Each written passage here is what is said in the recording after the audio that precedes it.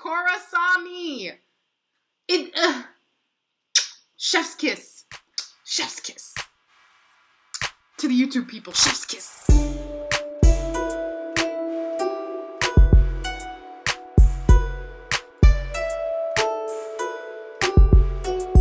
Hello. Welcome. I should play music while everyone's coming in.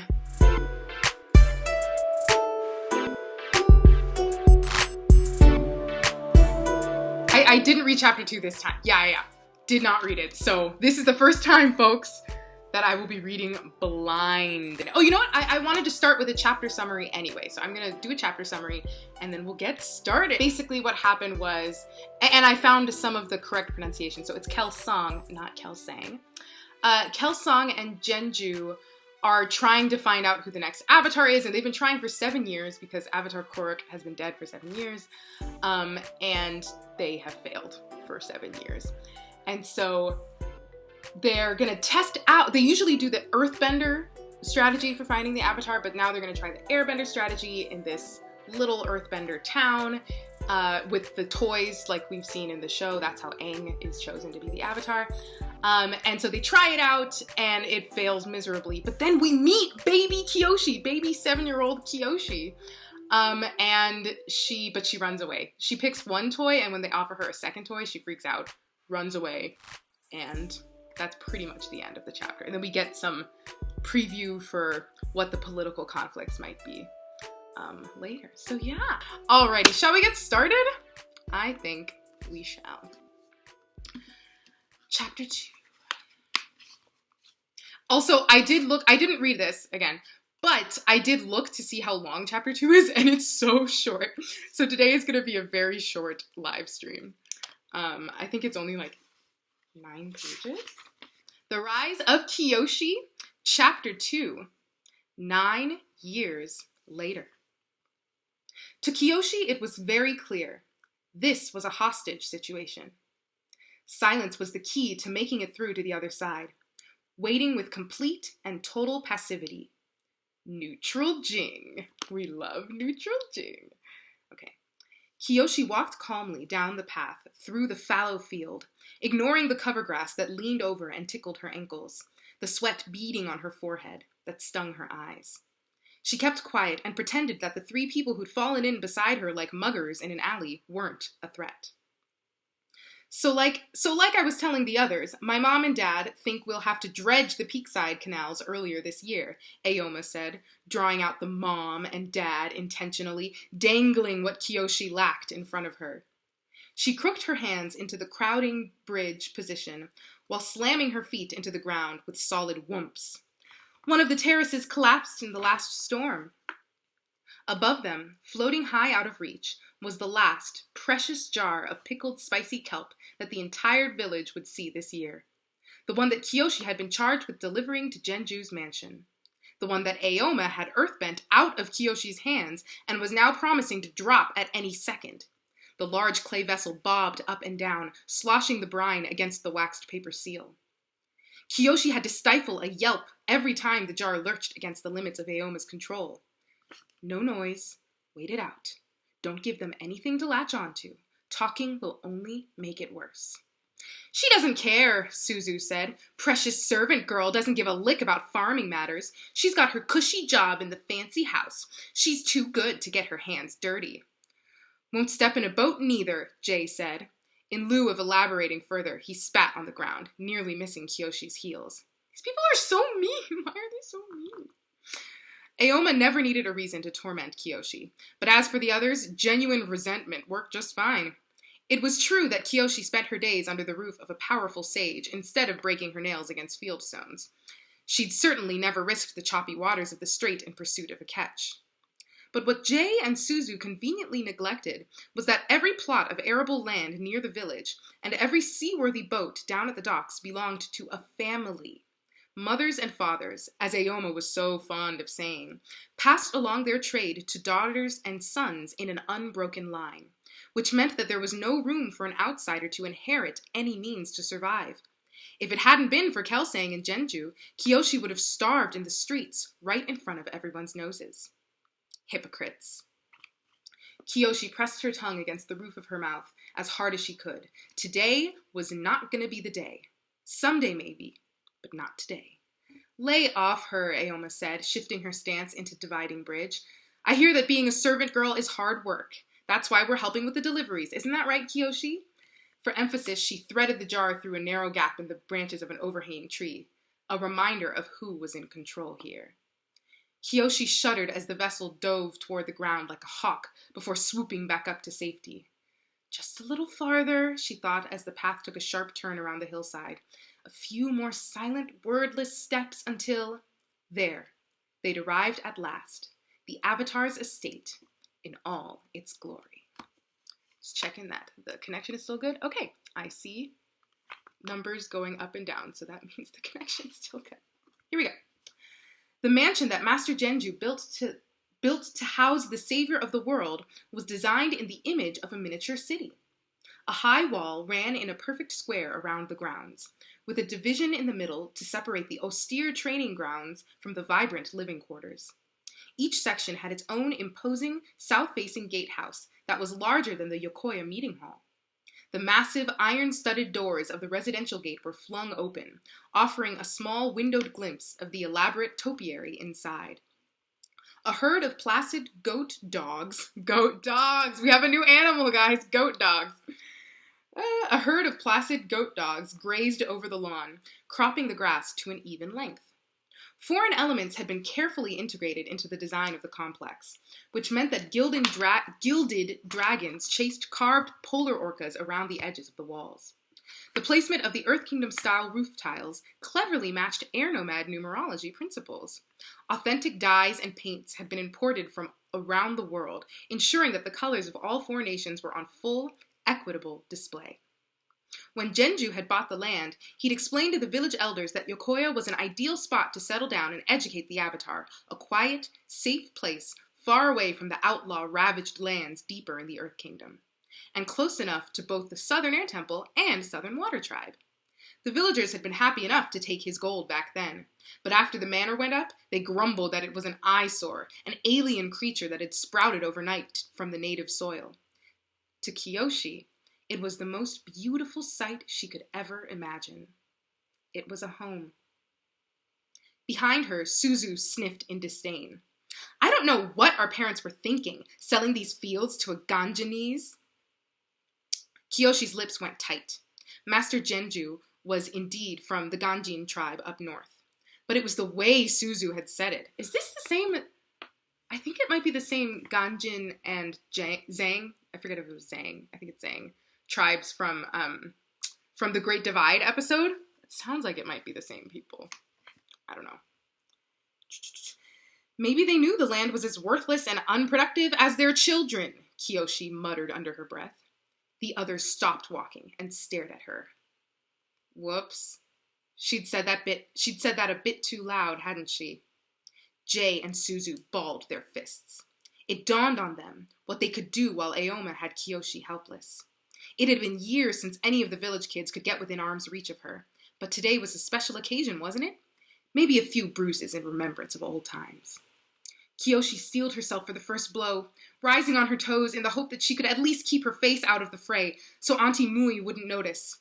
A few punches and kicks, and they'd leave her in peace. Really, it was her own fault for letting her mask slip. What do you think you're doing? A familiar voice snarled. Kyoshi grimaced and opened her eyes. Peace was no longer an option, because now Rangi was here. Rangi! I thought it was Rangi, but when I found a video that has like the official audiobook's pronunciation of it, it's Rangi, apparently. Rangi! Okay, keep going. Rangi must have seen them from far away and stalked across the entire great lawn unnoticed, or lain in ambush for them all night, or dropped out of a tree like a webbed leopard. Kyoshi wouldn't have put any of those feats past the military-trained firebender. Jay and Suzu backed away, trying to swallow their hostile intent like children stuffing stolen candy into their mouths. It occurred to Kyoshi that this might have been the first time they'd ever seen a member of the Fire Nation up close, let alone one as intimidating as Rangi. In her form-fitting armor, the color of onyx and dried blood, she could have been a vengeful spirit come to cleanse a battlefield of the living. Aoma rather impressively held her ground. "The Avatar's bodyguard," she said with a faint smile. "I thought you weren't supposed to leave his side. Aren't you slacking off?" She glanced to the left and right. "Or is he here somewhere?" Rangi looked at Aoma like she was a wad of foulness the firebender had stepped in during the walk over. "You're not authorized to be on these grounds," she said in her charred rasp. She pointed upward at the jar of kelp. "Nor to lay your hands on the Avatar's property, or accost his household staff, for that matter." Kyoshi noticed she personally landed a distant third in that list of considerations. Aoma tried to play it cool. "This container is enormous," she said, shrugging to emphasize her still ongoing feat of elemental control. "It would take 2 grown men to lift it without earthbending. Kyoshi asked us to help her bring it inside the house, right?" She gave Kyoshi a radiant smile, one that said, "Tell on me, and I'll kill you." Kyoshi had seen that expression before, countless times when they were younger. Whenever a hapless adult blundered into the two of them playing around town, Kyoshi badly scraped up and Aoma with a rock in her hand. But today she was off her game. Her normally flawless acting had a plaintive, genuine tone to it. Kyoshi suddenly understood what was going on. Aoma really did want to help her with her delivery. She wanted to be invited inside the mansion and to see the Avatar up close, like Kyoshi got to every day. She was jealous. A feeling akin to pity settled in Kyoshi's throat. It wasn't strong enough to hold Rangi back from doing her thing, though.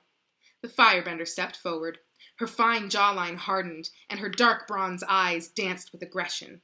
The air around her body rippled like a living mirage, making the strands of jet-black hair that escaped her topknot float upward in the heat. "Put the jar down, walk away, and don't come back," she said. "Unless you want to know what the ashes of your eyebrows smell like." That's a good.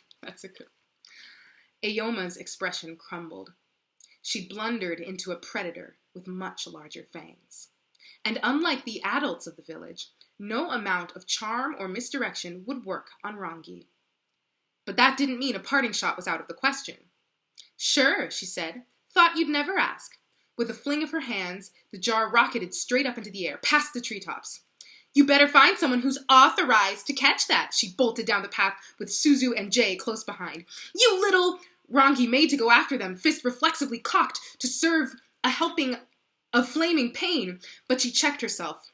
Fiery vengeance would have to wait. She shook her hand out and peered up at the rapidly shrinking jar. Aoma had thrown it really, really hard. No one could claim the girl wasn't talented. Rangi elbowed Kyoshi sharply in the side. "Catch it," she said. "Use earthbending and catch it." I can't," Kyoshi said, quavering with dismay. Her poor doomed charge reached the apex of its flight. Auntie Mui was going to be furious. A disaster of this magnitude might get back to Master Genju. Her pay would get cut, or she'd be fired outright. Rangi hadn't given up on her. "What do you mean you can't? The staff ledgers have listed you as an earthbender. Catch it!" "It's not that simple." Yes, Kyoshi was technically a bender, but Rangi didn't know about her little problem. "Do the thing with your hands like she did!" Rangi formed the dual claws of the crowding bridge, as if the only missing component were a crude visual reminder by a bender who wielded a different element entirely. "Look out!" Kyoshi screamed. She threw herself over Rangi, shielding the smaller girl with her body from the plummeting missile. They fell to the ground entwined. No impact came. No deadly shards of ceramic or explosion of pickling liquid. "Get off of me, you oaf," Rangi muttered. She hammered her fists against Kyoshi's protective embrace, a bird beating its wings against a cage. Kyoshi got to her knees and saw that her face and ears were nearly as red as her armor. She helped Rangi to her feet. The jar floated next to them, waist high above the ground. Under Aoma's control, it had wavered and trembled, following her natural patterns of breathing and involuntary motions, but now it was completely still in the air, as if it had been placed on a sturdy iron pedestal. The pebbles in the dust path trembled. They began to move and bounce in front of Kyoshi's feet, directed by unseen power from below like they'd been scattered across the surface of a beating drum. They marched in seemingly random directions, little drunken soldiers, until they came to rest in a formation that spelled a message. You're welcome. Kyoshi's head jerked up, and she squinted at the distant mansion. There was only one person she knew who could have managed this feat. The pebbles began their dance again, settling into words much faster this time. This is Yun. I don't know if it's Yun. That's how you pronounce it in Pinyin. I'm gonna say Yun. I'm gonna say Yoon for now, and I'll come back. This is Yoon, by the way. You know, Avatar Yoon. As if it could have been anyone else. Kyoshi couldn't spot where Yoon was watching them, but she could imagine the playful, teasing smirk on his handsome face as he performed yet another astounding act of bending like it was no big deal, charming the rocks into complete submission. She'd never heard of anyone using Earth to communicate legibly at a distance. Yoon was lucky he wasn't an air nomad, or else the stunt would have gotten him tattooed in celebration for inventing a new technique. What are my 3 favorite ladies doing today? Kyoshi giggled. Okay, so not perfectly legible. Oh, it doesn't say ladies, it says ladles. I misread that. Sounds like fun. Wish I could join you. He knows we can't reply, right? Rangi said. Dumplings, please, any kind but leek. Enough, Rangi shouted. We're distracting him from his training, and you're late for work. She swept away the pebbles with her foot, less concerned with blazing new trails in the world of earthbending, and more with maintaining the daily schedule. Kyoshi plucked the jar off the invisible platform and followed Rangi back to the mansion, stepping slowly through the grass so as not to outpace her. If household duties were all that mattered to the firebender, then that would be the end of it, and nothing more would need to be said. Instead, she could feel Rangi's silence compacting into a denser form inside her slender frame. They were halfway to the gate once it became too much to bear. It's pathetic, Rangi said without turning around. The only way she could manage her disgust with Kyoshi was by not looking at her. The way they step on you! You serve the Avatar! Have some dignity! Kyoshi smiled. I was trying to de-escalate the situation, she murmured. You were gonna let them hit you! I saw it! And don't you dare try and claim you were doing neutral jing or whatever earthbending hooey. Right on cue, Rangi had transformed from professional guardian of the Avatar, ready to scorch the bones of interlopers without flinching, into the teenage girl no older than Kyoshi, who easily lost her temper at her friends, and was kind of a raging mother hen to boot. And speaking of your earthbending, you were shown up by a peasant. How have you not mastered the basics by now? I've seen children in Yu Dao bend rocks bigger than that jar. She and Rangi were friends, despite what it looked like. Back when the mansion was under construction, while Kyoshi was learning her duties inside the skeleton of the unfinished house, it had taken her weeks to figure out that the imperious girl, who acted like she was still in the junior corps of the fire army, only yelled at the people she let inside her shell. Everyone else was scum who didn't warrant the effort. So the most efficient course of action would be to surprise the leader, Aoma was it, alone somewhere, and then destroy her so messily that it sends a message to the others not to bother you anymore? Are you listening to me? Kyoshi had missed the greater part of the battle plan. She'd been distracted by the collar of Rangi's armor, which had been mussed in the fall and needed to be straightened so it covered the delicate skin of her nape once more. But her answer was the same, regardless. Why resort to violence, she said. She gently nudged the firebender in the small of the back with the jar. I have strong heroes like you to protect me. Rangi made a noise like she wanted to vomit. And that, my friends, is the end of chapter 2. Wow, that was really short. Oh my gosh.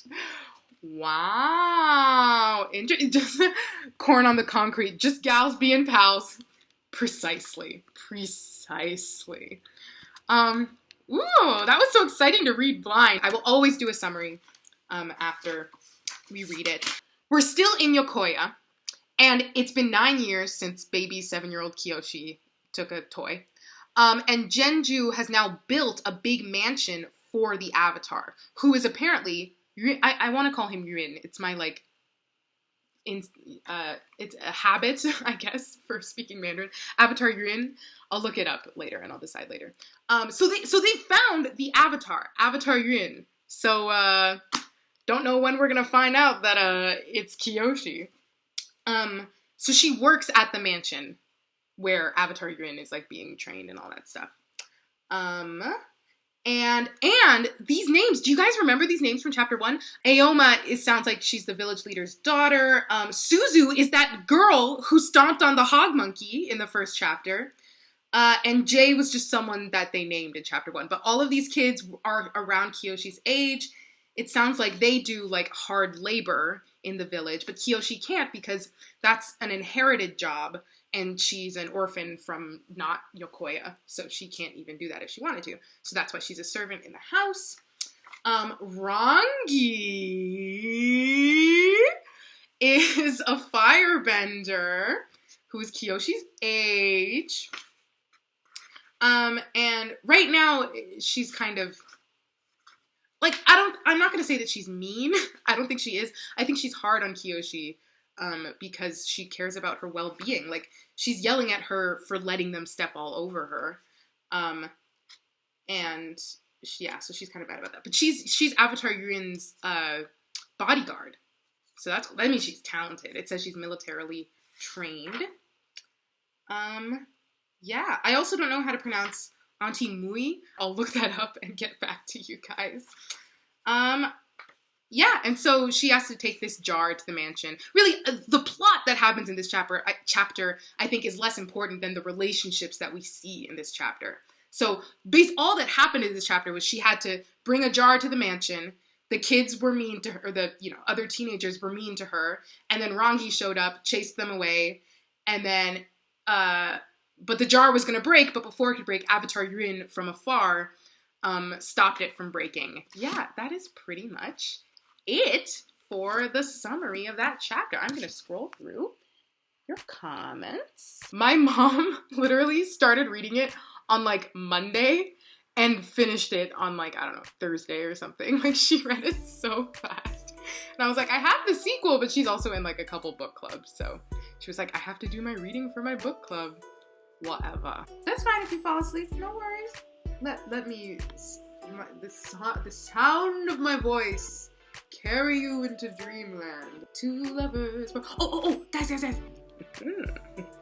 Yeah, this takes place several centuries before Atla, as many people call it. I like to say ATLA. Ooh, there's official art of Yurin, Kyoshi, and Rangi in the Barnes & Noble exclusive edition of Shadow of Kyoshi. Lit. Show me how to say no to this side. You don't know what to say no to this. Lit. Someone says Rangi is like mentally stable Azula with Mako's short temper and slightly Zuko's angst. I love that. I'm excited to see that in practice. Rangi could beat me up and I'd say thank you. Yeah. I think Kyoshi would agree with you on that. All straight people. Wow, they're so close. Friends to lovers. Yeah. Yeah, it's not enemies to lovers. It's definitely friends to lovers, but I think just like she's a little harsh on her. Gal pals. Gals being pals. Besties. Gals being pals. Historians say they were roommates. Yeah, literally. Oh, have you guys, I have it right here, actually. I'm gonna put my phone right here. Boop. This comic, Turf Wars, it's a Korra comic. It takes place right after Korra. Basically, in this comic, we learn a little bit about LGBT people in the Avatar universe. So I'm trying to find where that is so I can show it to you. It will be mirrored. Okay, yes. So Kaya is telling Korra and Asami about LGBT people in the Avatar universe. I'll show you the picture. This is the air nomads. YouTube people, this is what it looks like. I'll read this to you. Remember, my father grew up in the air temples where men and women didn't hide who they loved. The air nomads were accepting of differences and embraced everyone, no matter their orientation. We stand the air nomads. But then the Fire Nation, it says, for most of its history, the Fire Nation was tolerant too. But then Fire Lord Sozin took power. He decreed that same-sex relationships were criminal. And then Korra says, that guy was the worst. So at this point in time, the Fire Nation probably wouldn't have censored it. But I bet history books in the Fire Nation during the normal series' time, I bet they say, and they were roommates. Oh my god, they were roommates. And then we have the woman, the myth, the legend, Kyoshi right here. YouTube people, this is what it looks like. And it says, even Avatar Kyoshi, who by all accounts loved men and women, was unable to affect any kind of real progress. After all, the Earth Kingdom has been the slowest to accept change and the most militaristically repressive. I only bring that up because of the, someone talked about the historians being like, and they were roommates. Yes, they would say that. The iceberg, whoa, I have no idea what that's gonna be. The town chapter, oh my gosh. It seems that there is no gender pattern with who the avatar is each time. Like, Yang Shen was a woman, Korra was a man, Kyoshi was a woman, Roku was a man, but Aang was a man, and Korra is a woman. So it seems to just kind of be random every time. I don't believe it alternates specifically. But the girls and the city. It's my favorite part. I love that song so much. We do need a non-binary avatar. I fully agree. And I bet the creators would agree too. They already are giving us rep. So I think it would be awesome. A non-binary avatar, a trans avatar, whatever. Both. And multiples of both. LMAO means laugh my off. Oh, I can't wait to see you again. It's only a matter of... With my friends, every week on Fridays we do a Netflix party, and we started literally in mid-May, like right when it came on Netflix. We started watching Avatar, and then we were like, we'll go until Avatar's finished, and then we were like, oh, Korra's on there. Let's just keep watching for Korra. And so we do 4 episodes every Friday, and I put it in my schedule, and I realized we'll finish with Korra like around Thanksgiving, so that's so exciting. Mako singing the Reynolds pamphlet. Interesting. To whom? To whom would Mako sing the Reynolds pamphlet? Never gonna be what? My girlfriend now. I don't know what even say. I said what I said. I have homework that I haven't done yet. This is gonna be me every week. I'm just gonna be like, I have homework I haven't done. Secret tunnel. ATLA is the best. Secret tunnel. Through the hunters. Secret, secret, secret, secret tunnel. Yeah. How do you think of the lyrics for your songs? They just kind of come to me. It's like when I'm translating too. I like to do translation stuff. A lot of the ideas come from you guys, and I kind of just, once I think of one, I try to keep messing with it and tweaking it, but sometimes, like the cabbage one, I literally wrote at like midnight one night. I started writing it, and then by 1 a.m. it was done. Like some of them it takes several days of just kind of a couple minutes here and there thinking about it, but the cabbage one, like I was just like type, and then it was done, and I was like, oh my god. And I was laughing so hard that I sent a voice memo to my best friend and my brother, and I was like, guys, listen to this. It's for the cabbage guy. I do play instruments. I play the piano. I play a little bit of the viola, but poorly. There is no war in Bossing City. We know this. Avatar Setso. Ooh, Whomst? Drink cactus juice. Oh, okay, Setso is before Yang Chen. So he is Fire Nation.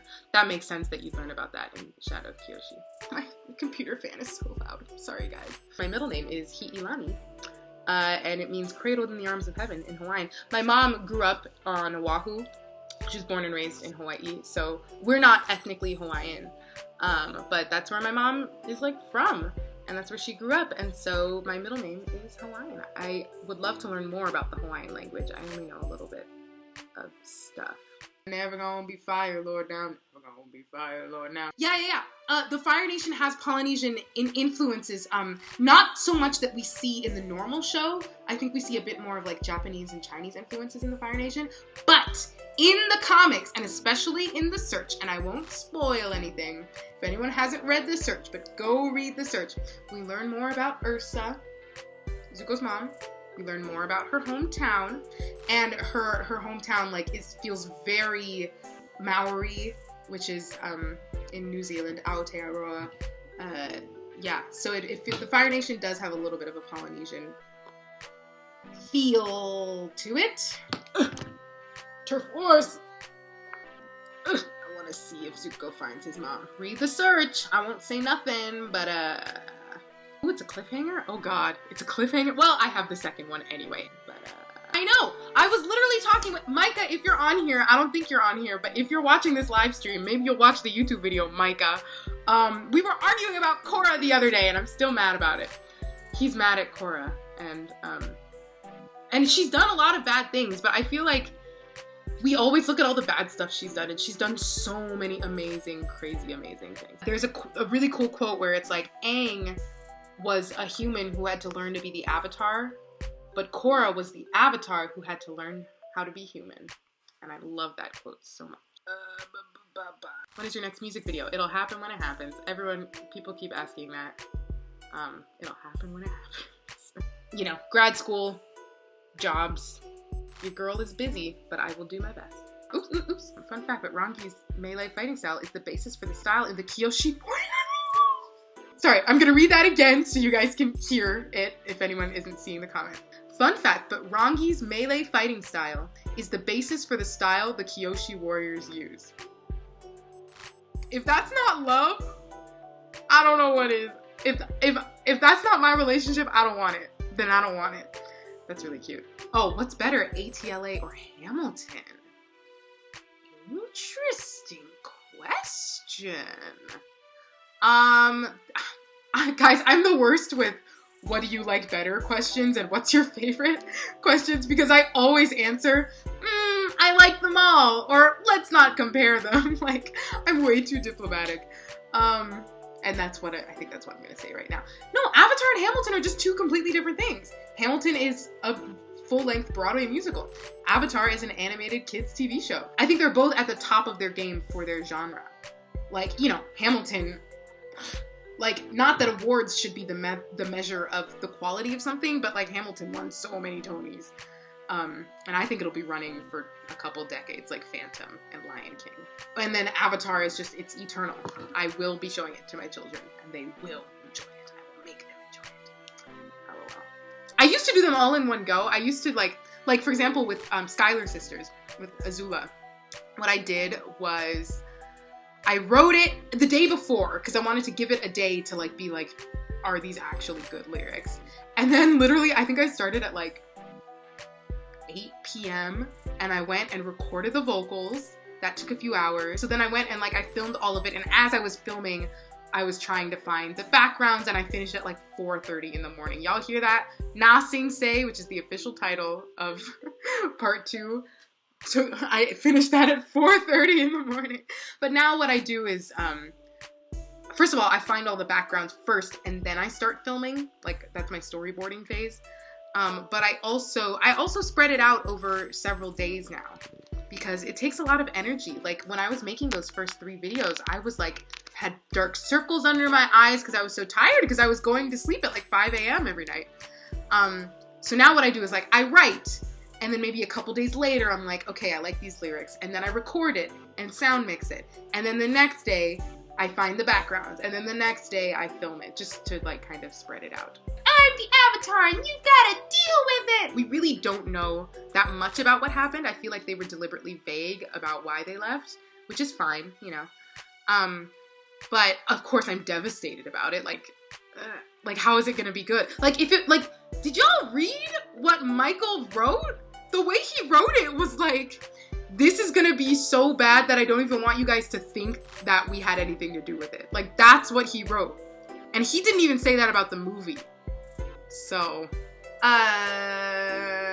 your favorite character is Miss Miyuki, the cat in the episode with the frozen frogs. Oh, another war criminal. Guys, can someone tell me how the meme got started that Momo and Miyuki were war criminals? Because everyone's like, we know Iroh's a war criminal. And yes, a lot of people have commented on that video. He's technically not a war criminal. Whatever. But like, people are all like, Momo and Miyuki are war criminals. And I'm like, it's hilarious and I love it.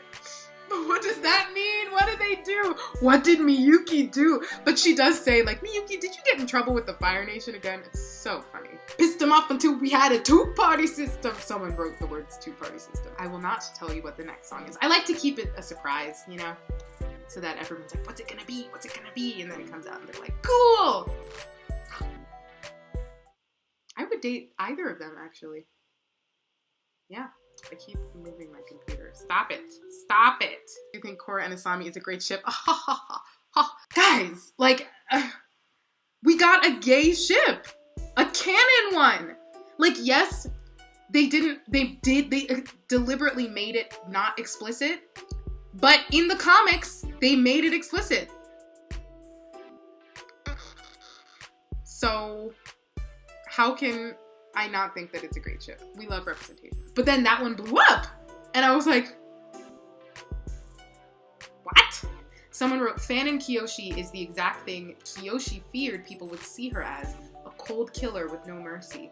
And I haven't read enough of Rise of Kyoshi to really know who like the real Kyoshi is.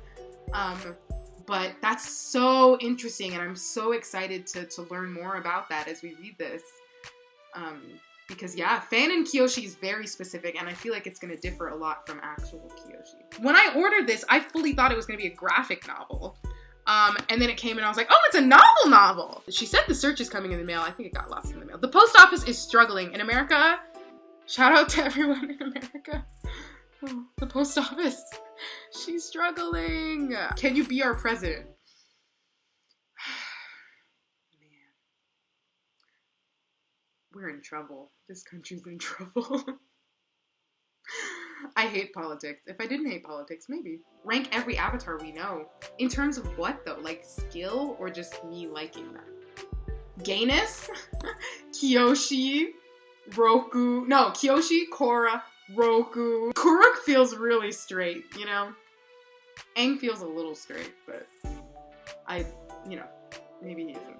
Yang Shen feels like a gay icon, right? That was very fun. But we just ended on me just being like, which avatar is gayer? But yeah, that's how we're gonna end today. Thanks for coming. It's been great. Thank you, people watching this on YouTube later. And I will see you next week for chapter 3. Yes, I already read the chapter. I read it an hour ago. But it's gonna go on YouTube.